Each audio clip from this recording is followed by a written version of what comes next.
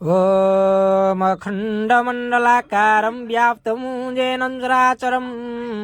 तत्पदं दर्शितं येन तस्मै श्रीगुरवे नमः। अज्ञानतिमिरान्धस्य ज्ञानाञ्जनशलाकया चक्षुर्नमिलितं येन तस्मै श्रीगुरवे नमः।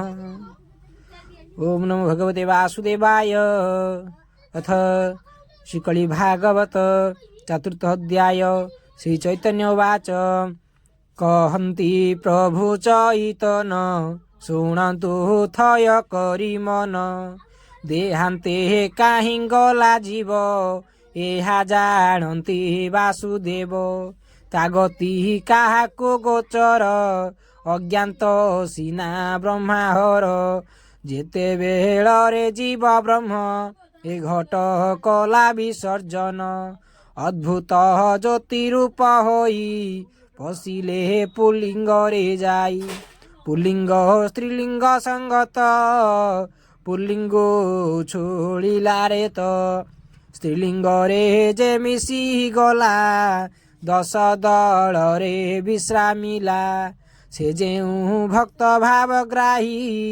रज बिंदु बाहार सेही स्त्रीलिंग को जल बिंब प्रथम मास द्वितीय पद्म बंधनस्य तृतीय अनिल वरण चतुर्थे पिंड संचरण पंचमे सर्जी पंच प्राण षष्ठे रवि ज्योति संपूर्ण चौरासी अंगुल दीर्घ प्रति सर्जन कले दासरथी दशटी द्वार लगाइले गोटिए द्वार गोप्य कले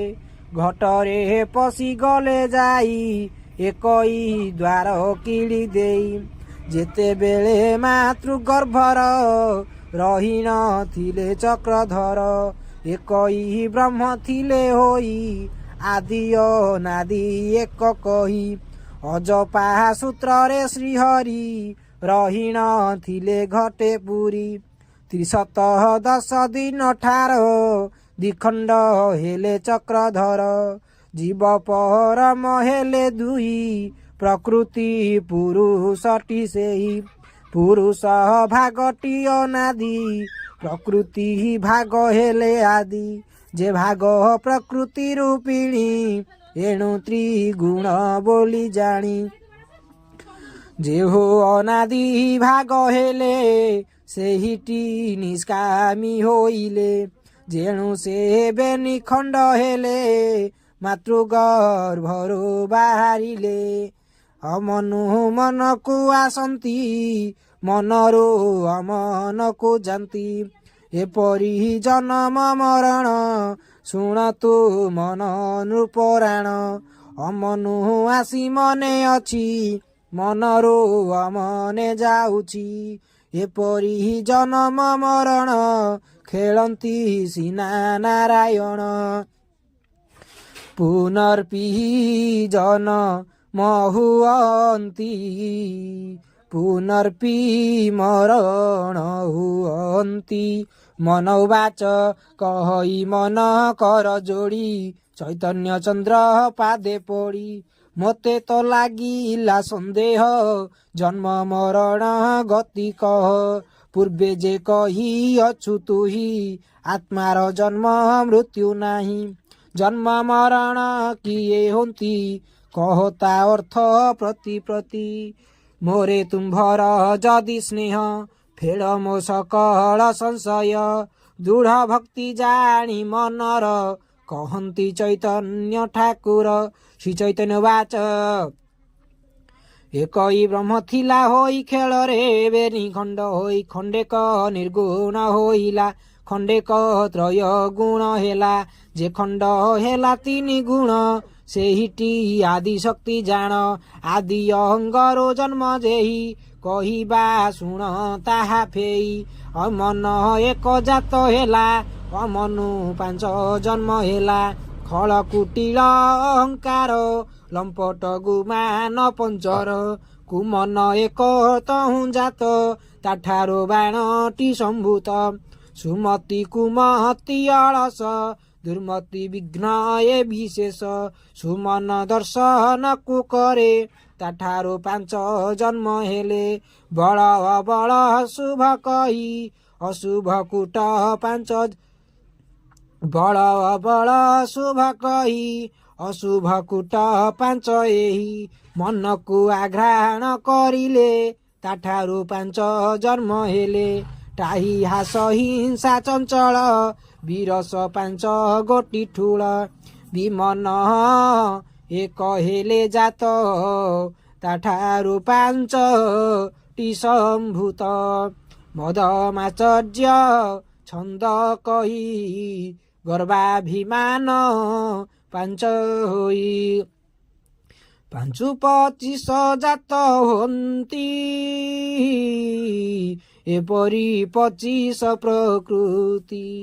5 ମନଟି ଯାକୁ କହି ପଞ୍ଚମ ଜର୍ଜ ଅଟେ ସେହି ଗୋରା ପଲ୍ଟଣ ଯାକୁ କହି 25 ପ୍ରକୃତିଟି ଏହିଟି ବିଦେଶୀ ଅଟନ୍ତି ସ୍ୱରାଜ୍ୟ ଉଜାଡ଼ି ନ ଦିଅନ୍ତି କଂଗ୍ରେସ ଦଳ ଏବେ ଶୁଣ କହିବା ପ୍ରଚ୍ଛିନ୍ନ କରିଣ କଂଗ୍ରେସ ଦଳ ୟାକୁ କହି ତାଙ୍କ ନାମଟି ସତ୍ୟାଗ୍ରହୀ ଅହିଂସା ସତ୍ୟ ଶାନ୍ତି ଦୟା କ୍ଷମା ନିଷ୍କାମ ଯେ ନିର୍ମାୟା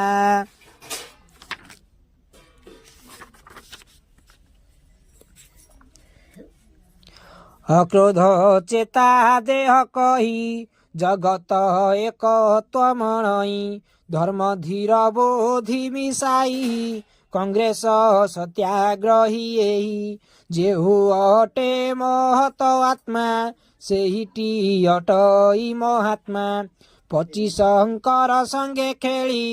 ବ୍ରିଟିଶ ରାଜା ମହାବଳୀ ନିଷ୍କରେ ଯେଣୁ ନିଏ କର ଅଧର୍ମ ଘଟିଲା ତାହାର ଏଣୁ ମହତ ଆତ୍ମା ହୋଇ କହନ୍ତି ତାଙ୍କୁ ବୁଝାଇ ତାଙ୍କର ନାମଟି ମହାତ୍ମା ଜାଣନ୍ତି ସର୍ବ ଏକ ଆତ୍ମା କହନ୍ତି ରାଜାଙ୍କୁ ବୁଝାଇ କିମ୍ପା ଅନ୍ୟାୟ କରୁଥାଇ ନିଷ୍କରେ କିମ୍ପା ନେଉ କର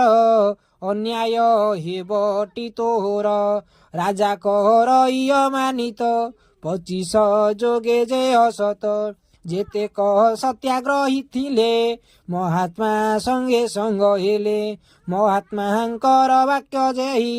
ବିଦେଶୀ ନ ମାନନ୍ତି କେହି ତେବେ ତ ଲାଗିବ କନ୍ଦଳ ବିଶ୍ୱେ କରିବେ ଆଦି ମୂଳ ଲାଗିବ ଭାରତର ନାଟ ନର ଏ ଭାରତ ସମ୍ରାଟ 39 ହୋଇଥିଲା ଏଥିରେ ରାଜା ନଚେତିଲା 40ରେ ତ ନ ବସିବ 41ରେ ନଥିବ ଲାଗିବ ଭାରତ ସମର ଶୁଭିବ ମାର ଧର ଧର ଅଜ୍ଞାନ ସବୁ ନାଶ ହେବେ ଜ୍ଞାନଟି ହେତୁରେ ରହିବେ ଅଗ୍ନିରେ ଅଗ୍ନି ମିଶିଯିବ ପୃଥିରେ ପୃଥିବୀ ମିଶିବ ଜଳରେ ଜଳ ଜୀବ ମିଶି ବାୟୁରେ ବାୟୁ ଜୀବ ପଶି ଶୂନ୍ୟରେ ଶୂନ୍ୟ ହେବ ଲୀନ ସରିବ ଯୁଦ୍ଧର ବିଧାନ ବ୍ରହ୍ମରେ ବ୍ରହ୍ମ ହେବ ସ୍ଥିର ସରିବ ଭାରତ ସମର ଅଧିଭୂତଙ୍କ ମୃତ୍ୟୁ ହେବ ଆଧ୍ୟାତ୍ମିକରେ କିସ ଜୀବ ଶୂନ୍ୟରେ ଶୂନ୍ୟ ଜୀବ ମିଶି ଦୁଷ୍ଟେ ପଡ଼ିବେ ତଳେ ଖସି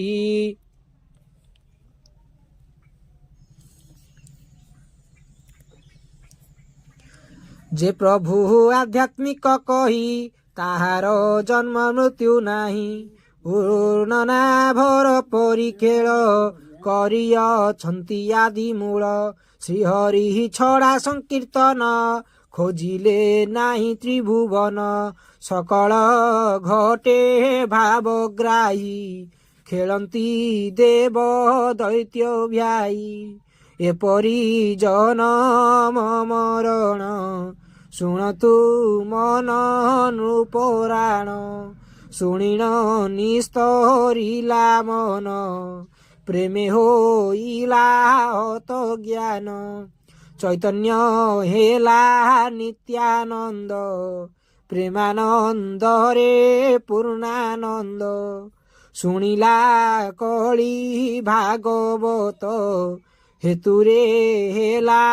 କୃତକୃତ୍ୟ ସମଦରସି ସତ୍ୟ ଭାଷା ମନ କରିଲା ଏଣେ ଆଶା ଚୈତନ୍ୟ ଚନ୍ଦ୍ର ପାଦେ ପଡ଼ି କହିବେନି କର ଯୋଡ଼ି ମନୋବାଚ ତୁମ୍ଭ ପ୍ରସାଦେ ଗଲି ତରି ତୁମ୍ଭେ ସାକ୍ଷାତ ଗୌର ହରି ମୋହର ମନର ସଂଶୟ ମୋଚନ କର ଦୟାମୟ ଦେହ ସଂସାର ଯେତେ ମୋର ସକଳ ଅଟଇ ତୁମ୍ଭର ଯେହା ପଢ଼ନ୍ତି ଶୁଣନ୍ତି ଘୋର ମରଣୁ ନିସ୍ତରନ୍ତି କହି ଅଭିରାମ ବାଇ ସକଳ ଘଟେ ଭାବଗ୍ରାହୀ କହି ଅଭିରାମ ବାଇ ସକଳ ଘଟେ ଭାବଗ୍ରାହୀ ଇତି ଶ୍ରୀକଳି ଭାଗବତେ ମନ ଚୈତନ୍ୟ ସମ୍ବାଦେ ଜନ୍ମ ମରଣ କଥନେ ନାମ ଚତୁର୍ଥ